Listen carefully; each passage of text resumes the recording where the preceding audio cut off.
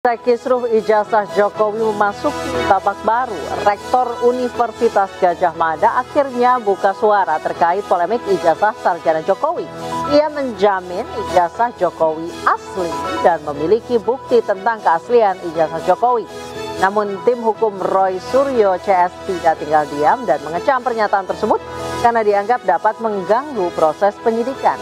Benarkah demikian? Malam ini kita akan membahasnya secara detail bersama para narasumber hanya di The Prime Show.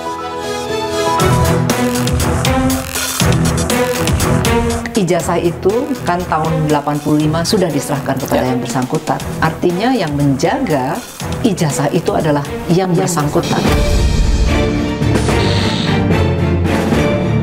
Kalau memang ada ratusan atau bahkan ribuan skripsi di UGM pada tahun itu yang tidak memiliki lembar pengesahan penguji, maka sebegitu kah UGM pada zaman itu? Saya tegas ya mengecam keras sikap UGM ini yang tidak memberikan klarifikasi sesuai dengan peruntukannya. Pak, kayak saya diberi kaosnya, coba nanti tunjukin kaosnya. Diberi, tapi kalau pendek, kulit saya cuma masih pemulihan. Nanya itu aja sebetulnya, jangan cari-cari lah. Lengannya lengan pendek.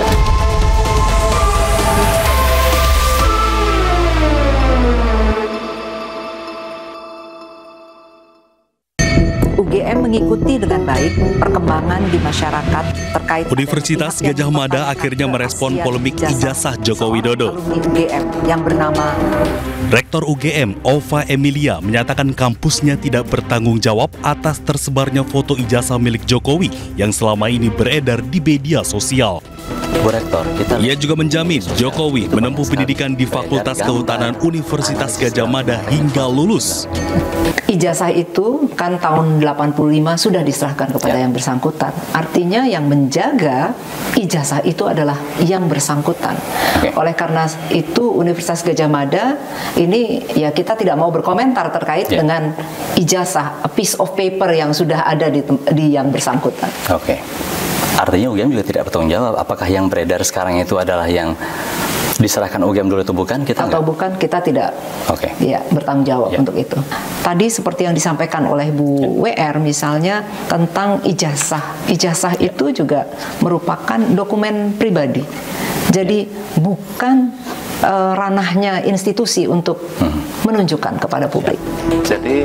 Sementara Dekan Fakultas Kehutanan UGM, Sigit Sunarta, membenarkan dokumen ijazah sarjana Jokowi hanya dicetak 1 kali. Ia juga menambahkan lembar pengesahan skripsi Jokowi yang tertulis tanpa tanggal akibat lupa. Yang ada lembar pengesahan yang luput barangkali ya, lupa waktu itu untuk memberikan tanggalnya. Ya, itu hal yang saya pikir wajar ya, karena ketergesa-gesaan atau alasan yang lain itu jadi luput untuk itu. Respon pihak UGM menjadi sorotan pasca kasus tudingan ijazah palsu Jokowi yang hingga kini masih bergulir.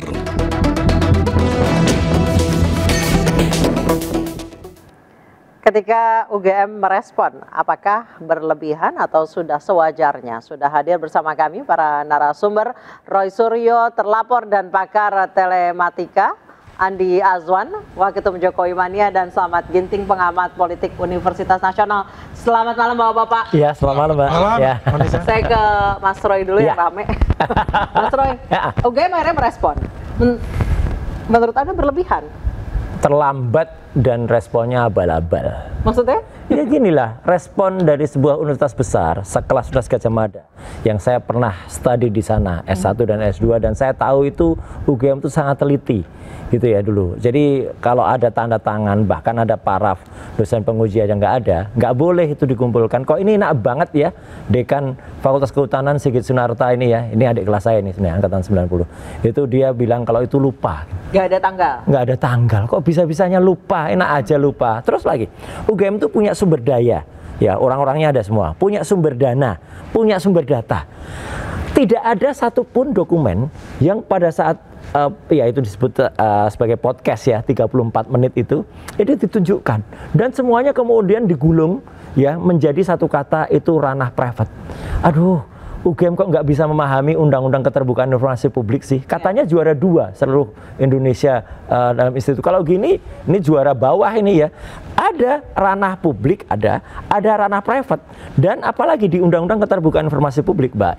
Kalau yang saya kebetulan ijazah mungkin ranah private, tapi skripsi Anda pertanyakan. Ijazah pun juga ranah publik karena ada dalam undang-undang keterbukaan informasi publik nomor 14 itu di pasal 18 ayat 2-nya jelas betul tertulis kalau itu digunakan untuk kepentingan publik dan Jokowi adalah pejabat publik ya, dia meskipun sekarang sudah tidak ya, tapi dulu dia menggunakan ijazah itu sebagai pejabat publik dan UGM itu adalah badan publik, jadi itu harus dibuka. Apalagi nanti kita sudah dapat keputusan juga nanti dari KIP ya, Komisi Informasi Pusat ya, itu nanti akan juga melihat, akan membongkar semua yang mana yang publik dan semuanya adalah publik. Anda gitu. akan menuntut UGM untuk membuka ijazah? Iya, tapi kan itu kan sebenarnya hanya pelengkap saja. Semuanya kan sebenarnya sudah tersaji dengan dibuka ya. Hanya saja sayangnya sekali lagi. Tapi kan dia bilang ijazahnya sudah diberikan ke. Oh, nggak apa-apa. Justru di sini UGM itu melakukan tindakan yang ambigu ya. Dulu pada saat bulan Oktober tahun 2022, Mbak, orang yang sama, Sigit Sunarta, itu menunjukkan fotokopi ijazahnya Jokowi. Bahkan menunjukkan juga fotokopi ijazahnya almarhum Hadi Mulyono. Sah-sah saja, nggak apa-apa ya, karena itu diperlukan oleh publik gitu ya. Nah sekarang kok tiba-tiba katanya nggak ada lagi salinannya, come on gitu loh, masa fotokopi kemudian itu disita oleh kepolisian terus dibilang nggak ada salinannya, masuk akal nggak? Logis nggak?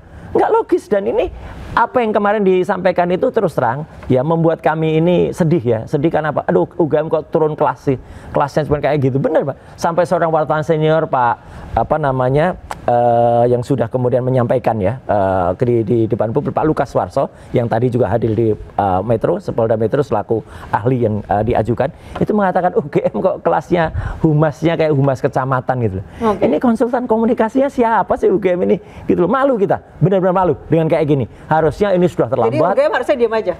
Bukan, dia boleh menanyakan, tapi yang bener dong gitu. Jadi datanya tampilkan, kemudian bahkan dengan animasi, dengan apa, firm gitu loh. Penampilan kok kayak jadi gini. Jadi podcast itu abal-abal jelek? Iya, cuma abal-abal omon-omon kayak gitu. Kelasnya bukan kelas UGM dah, ini kelas humas kecamatan, bener kata Pak Lukas Warso. Ya, kalau Bang Roy itu mengatakan seperti itu kan itu haknya dari Mas Roy ya. Iya. Tapi kalau buat kita melihat ini sudah mengkonfirmasi secara keseluruhan bahwa ijazah Pak Jokowi itu asli. Cuma kan masalah ini sudah masuk ke ranah pengadilan gitu kan. Ijazahnya pun juga ditahan ya di Polda Metro Jaya. Dan juga kalau kita lihat apa yang diperbincangkan itu perbincangan santai ya, bukan suatu yang secara formal. Tapi ini sudah menggambarkan institusi yang mengeluarkan ijazah itu mengkonfirmasi bahwa Pak Jokowi ya memang berkuliah di Kehutanan. Mas Roy kurang high tech katanya. Iya. Yang nggak apa-apa, itu kan versinya dia mau high tech mau tidak, yang penting itu kan masyarakat bisa menilai semua. Kelas karena UGM gitu loh. Yang mengeluarkan ijazah itu kan harusnya memang institusi, dan institusi ini sudah mengatakan ijazahnya sudah kami berikan tahun 1985 ketika wisuda, sudah lulus. Kan begitu kan? Jadi intinya buat kita ya kita mengkonfirmasi lah ini sudah ya katakanlah sudah hampir 100% ini. Ya kan, nanti kan 100%-nya kan dibuktikannya di pengadilan nanti kan. Jadi memang harusnya bukan cuma ngomong-ngomong seperti itu, betul, tapi ada datanya juga. Ada data, tampilkan detail. Tahu UGM punya semua. Kami aja yang di luar itu aja kami katanya bisa mendapatkan. Katanya semua sudah ada di polisi. Lah sudah ada di polisi, masa nggak ada kopiannya? Masa nggak ada pertinggalnya?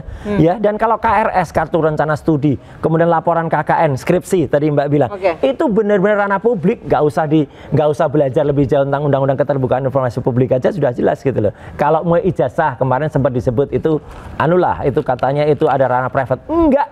Dalam Undang-Undang Nomor 14 tahun 2008 di pasal 17 memang ada pengecualian, tapi pasal 18 ayat 2 itu jelas-jelas menunjukkan kalau itu. Dan kenapa saya tadi mengatakan ada hal yang ketika statement dari Bu Rektor ya, Prof. Ova Emilia, ini sebenarnya ada yang menarik kalau diperhatikan. Jadi beliau itu kayak melempar atau kayak buang badan gitu ya. Kayak buang badan bahwa kami setelah sampai 80. Setelah itu adalah tanggung jawab dari yang bersangkutan dan kami tidak lagi nah itu kan artinya apa? Ini jadi UGM buang body menurut Anda? Betul, dan ini ada skenario yang kalau saya lihat disiapkan nanti, dan itu pada dialog pada saat yang podcast itu kan ada contohnya juga ketika Prof Bening mengatakan bahwa contohnya di Oxford ya, di Oxford itu kalau kemudian ijazah itu kemudian terbit harusnya di Oxford, kemudian setelah itu dicetak tempat lain kan kita nggak ngerti. Nah ini, jadi ini ada skenario yang mungkin nanti akan disiapkan ya untuk supaya semua itu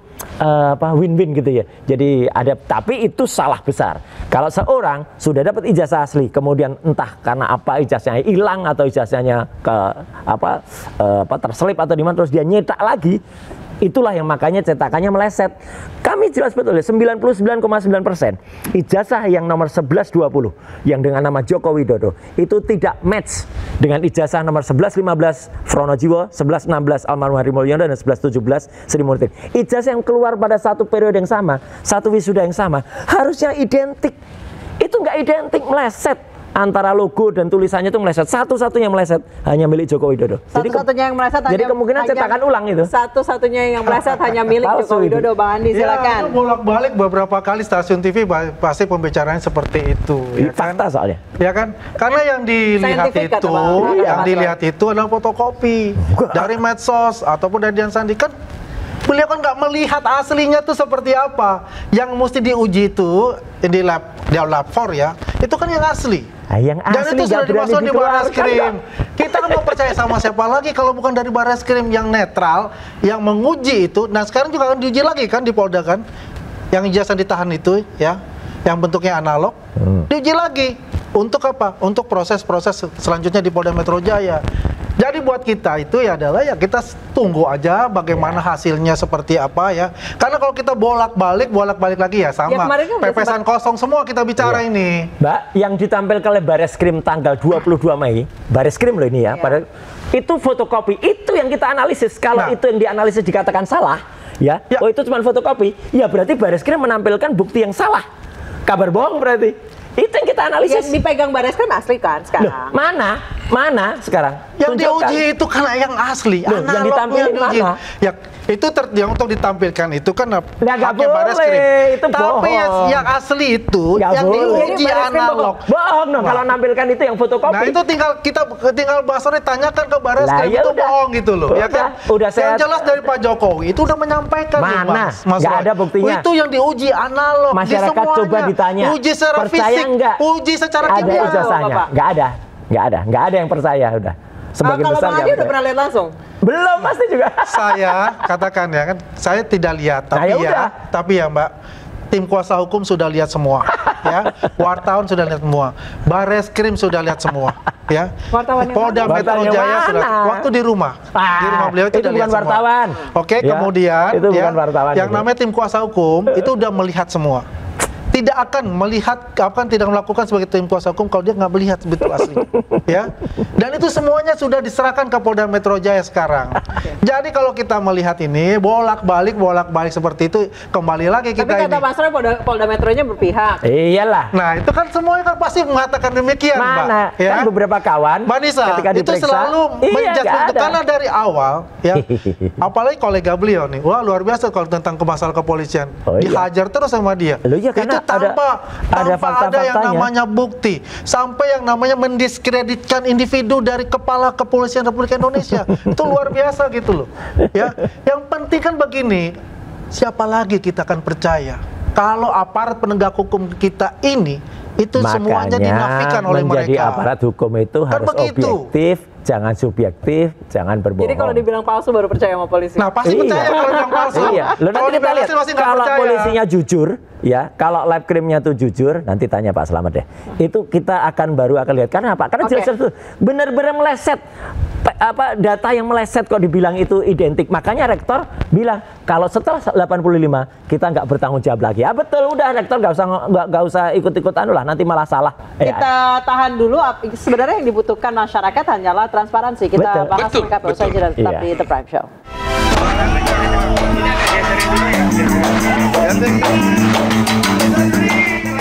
Ahli digital forensik Rismond Sianipart menanggapi pernyataan UGM yang menyebut ijazah Jokowi asli. Rismon menilai UGM terlalu cepat menyimpulkan keaslian ijazah tanpa menjelaskan detail akademik secara menyeluruh. Rismon menyinggung tidak adanya lembar pengesahan di ijazah Jokowi. Kalau memang ada ratusan atau bahkan ribuan skripsi di UGM pada tahun itu yang tidak memiliki lembar pengesahan penguji, maka sebegitu UGM pada zaman itu, sementara universitas swasta saja ya yang belum dikenal oleh publik itu syarat administrasi kelengkapan skripsi itu sangat-sangat mutlak, dan itu tidak bisa juga dijawab oleh Profesor Kuncoro sebagai mantan Ketua Dewan Guru Besar UGM.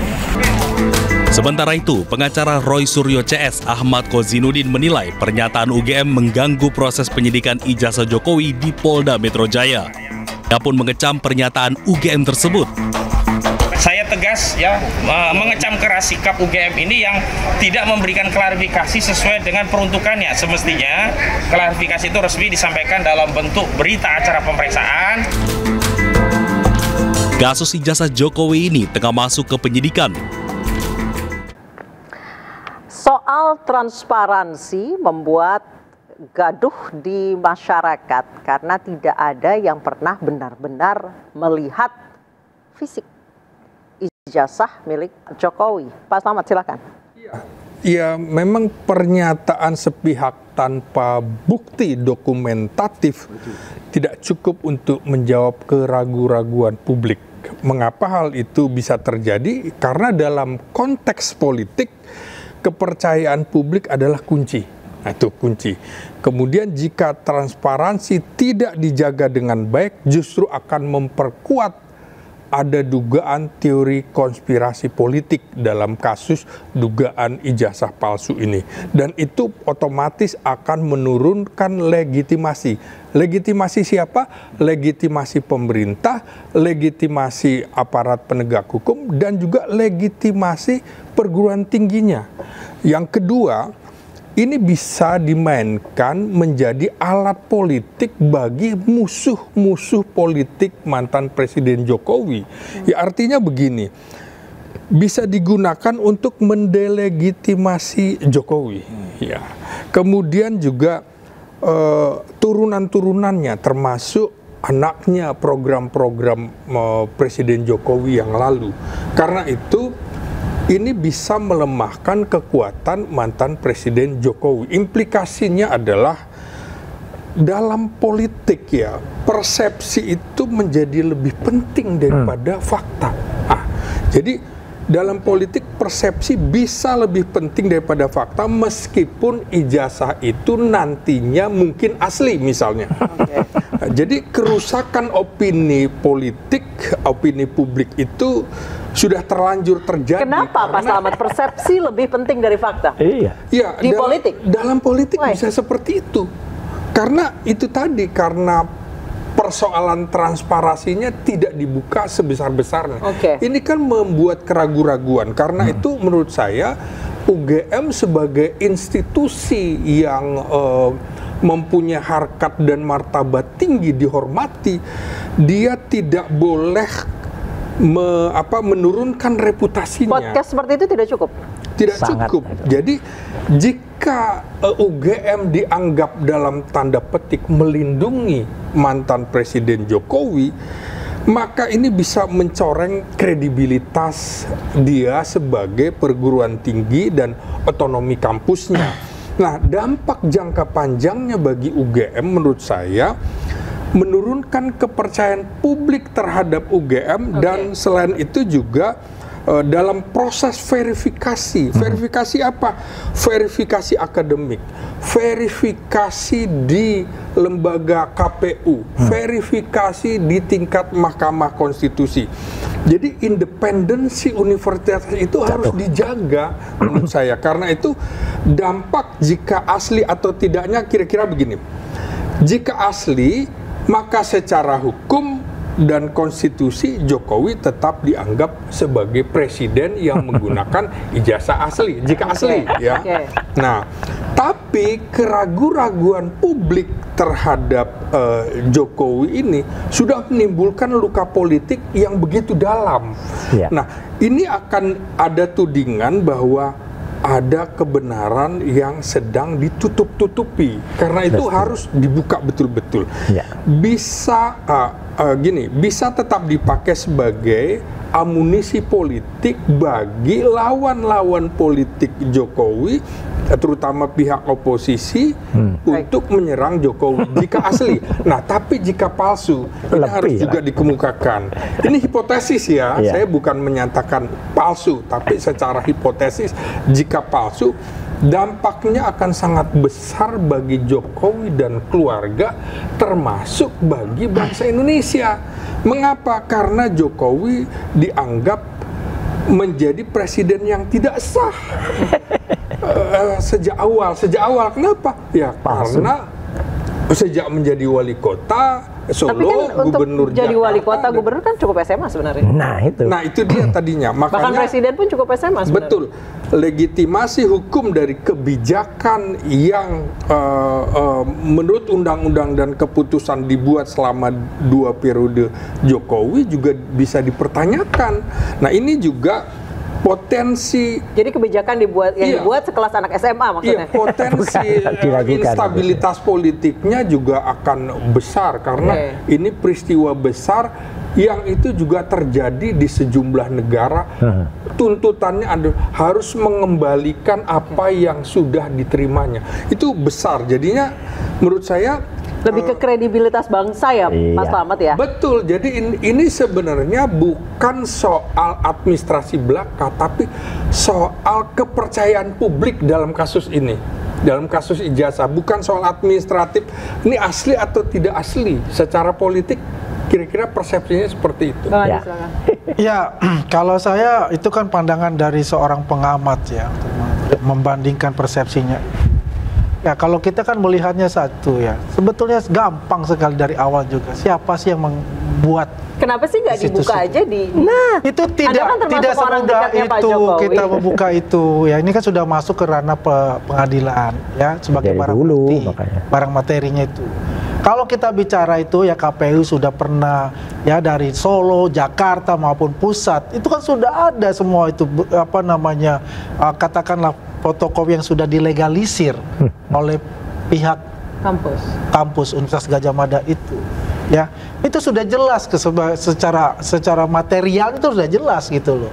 Nah, kalau kita bilang, makanya sekarang ini bagaimana persepsi yang satu bilang palsu, yang satu bilang asli, yang satu berusaha menarik opini publik untuk mempercayai pembenaran dia terhadap ijazah palsu itu.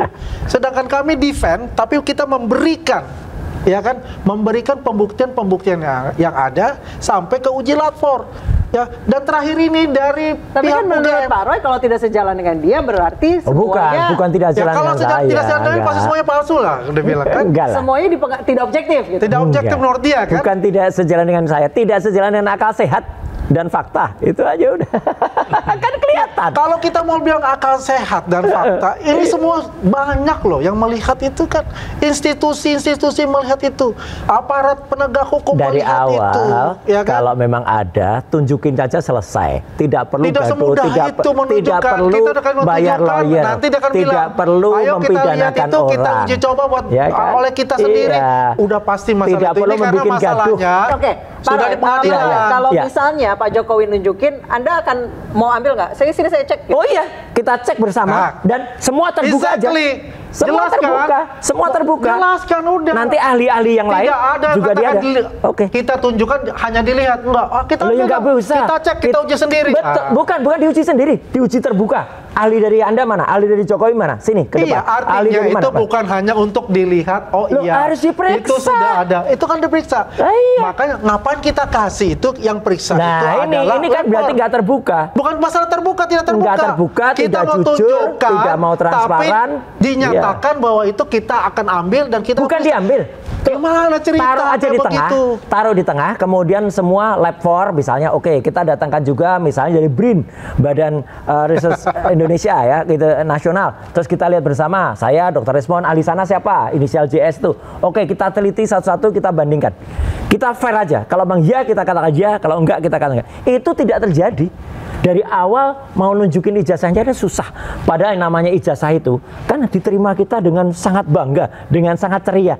Ini yang nggak masuk akal sehat. Mana ada orang yang bangga dengan ijazahnya, kok ini ijazahnya disembunyiin. Kalau ada orang lihat, oh nanti saya pidanakan gitu. Ini aneh gitu, benar-benar di luar nurul kalau bahasa sekarang. Ya, itu terlalu hiperbola bicara seperti itu. Silakan Pak Slamet. Iya, jadi ya ijazah ini bukan sekedar dokumen akademik, tapi juga adalah. Tapi itu milik publik atau milik private sih? Oh, private dong. Publik. Private ijazah dia belajar udah itu private dong. Ini simbol dari legitimasi, kompetensi dan moralitas pemimpin. Nah, ini ketika simbol itu dipertanyakan, maka persepsi publik terhadap institusi politik bisa ikut terpengaruh. Makanya menurut saya Rektor UGM yang menyatakan ijazah ini asli tapi tanpa bukti dokumentatif bisa dianggap menjaga simbol tapi bukan menjelaskan substansi. Karena itu menurut saya kesimpulan dari menjaga kasus simbol tapi tidak dia menjaga simbol tapi bukan menjelaskan substansi. Ya, jadi isu ini bukan hanya soal benar atau salah, tapi ini adalah soal pertarungan makna dan simbol di ruang publik. Nah, itu yang bisa ditarik. Kemudian kita sedang menghadapi yang namanya era post-truth. Nah, disinilah yang kemudian siapa yang benar, siapa yang salah menjadi misteri di dalam kasus ijazah ini. Baik, saya setuju dengan Pak Slamet. Bang Andi, kita sekarang menghadapi era post-truth. Post-truth, betul. Polisi tidak akan dipercaya, apalagi dengan narasi dari Mas Suryo yang berulang-ulang berkali-kali dan lebih viral daripada saya katakan ya, memang itu tujuan mereka. Apa? Tujuan mereka itu bagaimana mendowngrade ya Presiden ke-7 Joko Widodo itu dinafikan semua ya keberhasilan beliau selama 10 tahun membangun infrastruktur untuk Indonesia menjadi Indonesia sentris. Itu satu poin untuk itu. Itu adalah sasaran antara. Ya. Sasaran yang terakhir itu buat mereka ya. Ya kan, bagaimana untuk memakzulkan Gibran, kan sudah nggak dari usah awal nanti makzul sendiri dia. Ya kan? Itu sasaran utamanya. Sasaran yang ketiganya itu adalah bagaimana memisahkan antara Pak Prabowo dengan Pak Jokowi. Ya kan? Ingin mengadu domba seperti itu. Itu sudah dibaca seperti itu. Enggak ada. Ya itu salah ya. Kalau soal Gibran memakzulkan, enggak lah, enggak ada apa-apa. Mbak, soal Gibran dimakzulkan, enggak usah dimakzulkan, nanti jatuh sendirilah gitu. Udah berkali-kali sebenarnya dia tuh sudah jadi wapres saja masih follow akun judi online kok. Ini fakta ya. Nah, ini, sudah jadi ini udah fitnah, udah fitnah. Tidak bisa buktikan udah fitnah. Set Wapres sudah fitnah. Mengakui, Set Wapres mengakui dan mengatakan kalau oke, nanti kita unfollow. Sampai sekarang itu selalu Fafa itu jelas dia juga. Enggak, ini udah. Itu udahlah. Statementnya ada dari Set Wapres. Set Wapres mengatakan ini sudah melenceng jauh dari hal itu. Baik, kita balik lagi ke masalah itu nggak layak dan harus dilakukan. Oke, Bapak kita kembali saja tetap di kita. Dengan dari Bang Andi saya langsung ke Mas Suryo. Ya, apa? Mas Roy Suryo, kenapa pingin mendowngrade Pak Jokowi? Apa alasannya? Anda dapat apa? Enggak ada, enggak usah di-downgrade aja tuh downgrade sendiri. Ya. Jadi enggak usah di-downgrade. Tadi kata soal pembangunan. Pembangunan apa? Rakyat dapat apa dengan utangan, dengan tol yang mahal itu? Enggak dapat apa-apa. Jadi itu pun masih dipertanyakan ya, klaim-klaim soal itu. Dan kita enggak usah mengklaim lah, tol itu miliknya tol Jokowi atau apa. Tol itu tol milik Indonesia. Dulu zaman Pak Harto, kemudian diteruskan juga oleh Bu Mega, oleh Pak Habibie, Gus Dur, ada Pak SBY. Kita nggak usah ngeklaim juga, oh itu tol Kelok 9 itu tolnya Pak SBY, tol Suramadu itu tolnya. Nggak usah. Ya itu tol presiden-presiden kita, ya gitu membangun. Jadi artinya nggak usah diklaim kayak gitu. Yang jelas malah sekarang utang kita banyak. Nah sekarang kalau soal mendowngrade, nggak usah di-downgrade ya. Orang sudah tahu sendiri sekarang. Oh dulu itu cuma pencitraan kayak gitu isinya. Oh ternyata itu utangannya tambah besar. Dan sekarang ya yang terjadi dengan adanya kasus ijazah ini, ya jelas kalau ada orang tidak jujur dari awal, ya itu akan kelihatan. Kalau jujur kayak Obama, dengan mudahnya Obama dipertanyakan. Pak birth sertifikatnya langsung tunjukin. Sampai sekarang orang Indonesia siapa contohnya? Muhammad Hatta, itu ada dalam buku kami, ya ada dalam buku Jokowi White Paper. Sampai dengan sekarang ijazah Bung Hatta itu masih replikanya ditampilkan di University of Erasmus yang ada di Rotterdam. Bangga Mbak kita, wapres kita dulu pernah. Ini mana ada, UGM pun nggak bangga dengan Jokowi, nggak ada peninggalan Jokowi itu di UGM. Pak Sarjito ada, ya Pak Darsono ada. Pak Darsono itu Institut Teknik Pertama, Pak Sarjito itu rektor yang sekarang jadi nama rumah sakit. Banyak gitu, Pak Herman Yohanes ada gitu. Jadi sekarang kan kelihatan kan kalau itu nggak jujur dari awal, udah kelihatan gampang kok Mbak. Kenapa dari awal tidak diperlihatkan? Begitu diperlihatkan selesai. Dengan podcast itu Anda menurut Anda UGM buang bodi apa ngebelain Pak Jokowi? Malah konyol ya. Satu, buang bodi. Kedua, tidak konsisten. Awalnya dekan Fakultas Kehutanan nunjukin, sekarang kemarin malah bilang kami nggak pernah punya lagi. Aneh gitu. Padahal dengan podcast itu justru akan kelihatan Mbak bahwa UGM tidak memahami yang namanya Undang-Undang Keterbukaan Informasi Publik Nomor 14 2008. Sedih saya gitu. Selaku perancang dan pembuat undang-undang itu bersama teman-teman yang lain. Aduh, ini kampus saya kepala nggak main. Dulu benar. Dia tahu yang mana hak publik, yang mana hak private. Tapi sekarang malah dicampur adukkan semuanya private. Dan semua sekarang. Kenapa itu alasannya menurut Anda? Ya ada yang ditutup-tutupi, ada yang tidak transparan, ada yang tidak ingin kepalsuannya terbongkar. Udah jelas kalau itu. Andi silakan. Ya, kalau kita lihat itu bolak-balik ya memang begitulah pembenaran dari argumen-argumen dari Mas Roy, detektif partikelir Suryo. Kan begitu. Bisa aja. Tapi kalau kita lihat ya, yang namanya di Papua, ya siapa presiden yang berani menurunkan harga dari yang namanya bensin ya, kita ke bahan bakar, sama dengan Jawa. Semua dirasakan oleh masyarakat Papua, dirasakan juga dari semua masyarakat yang ada di Indonesia bagian timur. Karena cita-cita beliau itu adalah Indonesia sentris yang terkoneksi seluruhnya, ya bukan hanya pembangunan dalam sektor apapun itu hanya di Pulau Jawa. Tapi itu harus berkembang di Indonesia bagian timur, di Kalimantan, ya, di Sulawesi, di Maluku, di Papua, di Nusa Tenggara, ya, itu luar biasa. Dan itu bisa dilihat kok, itu kenyata gitu loh.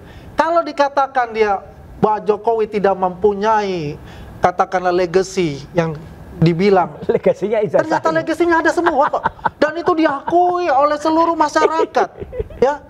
Coba kita lihat di mana di Papua itu. Tapi kan sayang ya, Bang Andi, maksudnya setelah Pak Jokowi turun malah yang tersebar adalah itu kasus ini. Ya jelas itu karena saya balikin lagi. Karena ada oknum-oknum tertentu ingin bermain ya di air yang keruh, bergenit-genit ria untuk mengincar sesuatu. Apa tuh?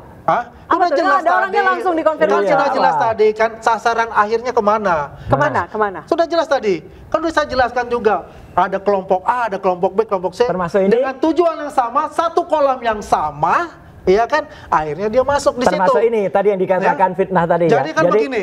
Viral IG Gibran follow akun judi online. Bahwasanya apa yang dilakukan ya, apa yang dilakukan oleh mereka itu ya. Nah ini agak menarik ya, katakanlah kenapa di UGM tidak ada namanya Pak Jokowi. Come on, yang di sana itu adalah mantan-mantan rektor UGM yang mempunyai nama di gedung itu. Beliau aja baru step down. Ya, mungkin nanti ada suatu penghargaan dari UGM untuk alumni terbaiknya. Mungkin saja Roy Suryo ada patungnya di sana.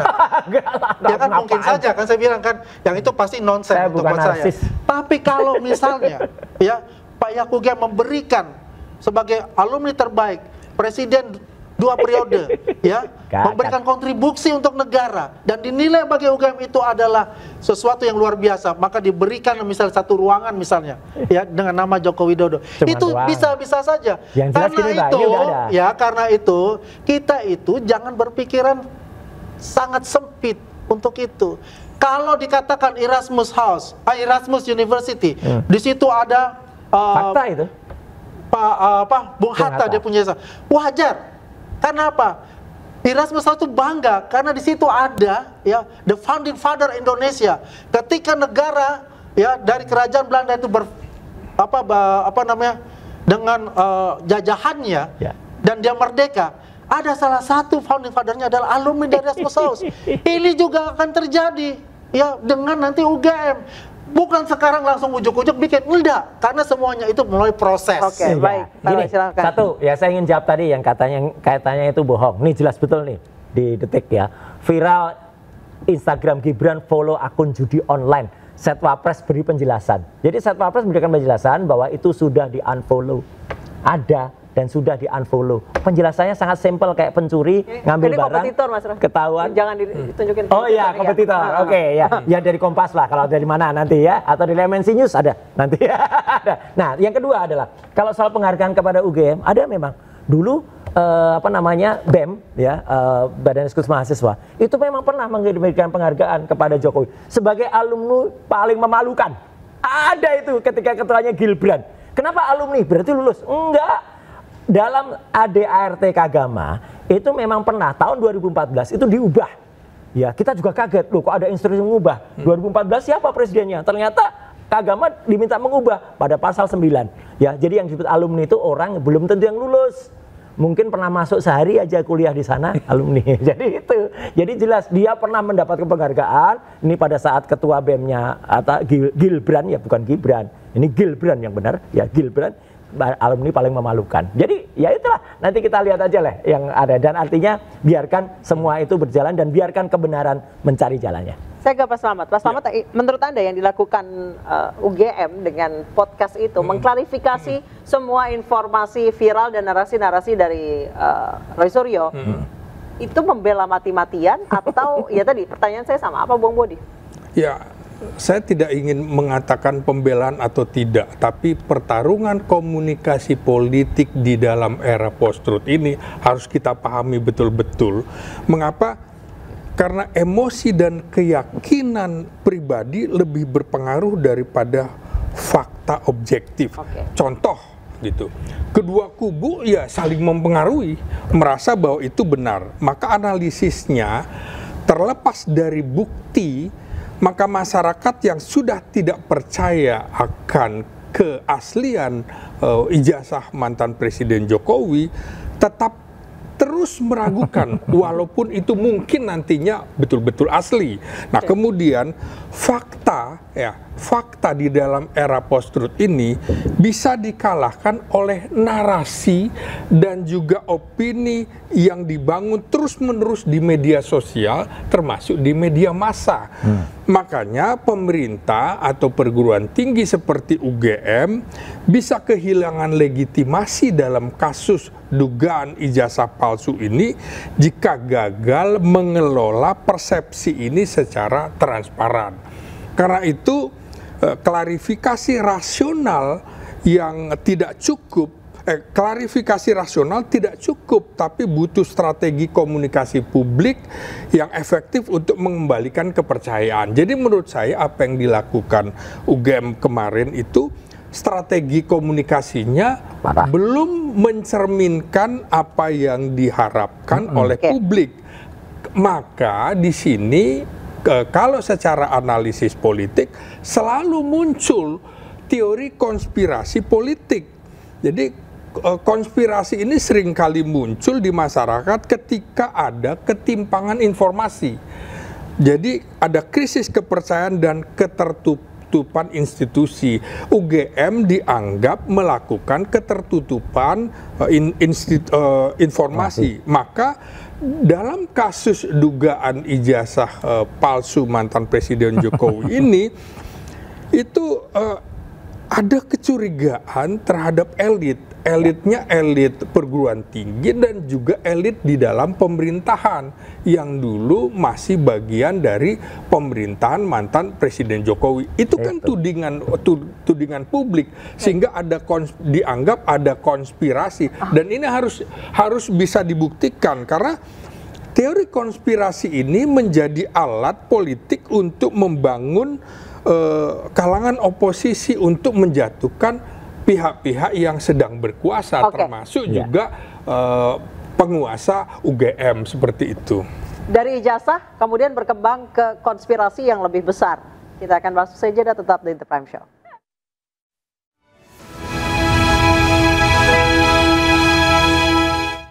Tidak semua air itu aqua. Yang dipilih dari sumber air di gunung terlindungi, disaring kemudian ke teori konspirasi menggulingkan sebuah rezim. Saya kembali ke Pak Slamet. Pak Slamet, ini kemudian berkembangnya kemana-mana sampai menggulingkan pemerintahan dilakukan oleh orang-orang besar di masa lalu dan saat ini. Anda melihatnya itu jadi ke arah yang berbahaya kah? Iya, memang isu ijazah mantan Presiden Jokowi ini bisa dibaca sebagai gejala dan juga krisis legitimasi, ya, krisis legitimasi dalam sistem demokrasi, di mana dalam teorinya Max Weber itu mengungkapkan, menjelaskan ada kerangka legalitas yang harus dijelaskan sejak awal. Kemudian tadi saya berbicara mengenai teori betapa pentingnya simbol-simbol. Ijazah itu penting, bukan sekedar milik pribadi, tapi ketika seseorang sudah menjadi pejabat tapi publik. Ada kewajiban nggak sih Pak untuk nunjukin itu ke publik? Ada tidak? Memang tidak ada kewajiban, tapi yang menarik adalah mengapa data-data di KPU khusus untuk mantan Presiden Jokowi hilang. Sementara yang lain ada, itu kan menimbulkan kecurigaan. Karena itu, seperti saya kemukakan, dalam era post-truth ini, itu menjelaskan bagaimana kebenaran dikalahkan oleh persepsi. Nah, untuk itu maka akhirnya muncul teori konspirasi yang menunjukkan kegagalan negara dalam membangun kepercayaan publik dalam kasus dugaan ijazah palsu mantan Presiden Jokowi. Karena apa kata polisi pun Pak Roy nggak percaya. Iya, artinya gini, tapi kalau ini sedikit saya agak berbeda pendapat dikit ya Pak Slamet, bahwa kami itu bertiga, terutama RRT, Roy Rismontiva, itu tidak ada tujuan politik sama sekali, nggak ada. Ya, tidak ada. Jadi artinya kami itu benar-benar pure ilmiah. Pure ilmiah artinya apa? Kalaupun nanti terjadi sesuatu, misalnya nanti terbukti, kami hanya membutuhkan kejujuran aja dan kenegarawanan. Jadi artinya kalau itu jujur, selesai. Soal urusan tadi itu nanti mau dimakzulkan, nanti mau di dulu keputusan Jokowi zaman dulu itu digugat lagi atau Adias mengembalikan, itu bukan soal itu sama sekali enggak. Yang penting kita jujur.